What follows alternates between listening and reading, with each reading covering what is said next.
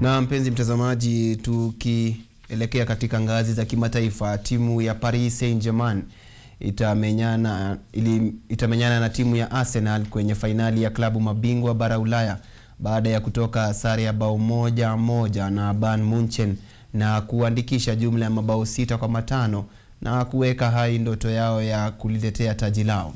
Ousmane Dembele aliwaweka wageni kifua mbele kunako dakika ya 3 ya mchuano huo na kuweka safu dhabiti ya ulinzi kabla ya mshambulizi Harry Kane kusawazisha katika.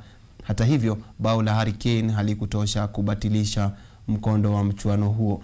Vijana wake mkufunzi Luis Enrique sasa watamenyana na wanabunduki Arsenal kwenye fainali ya UEFA Mei tarehe 30 mwaka huu.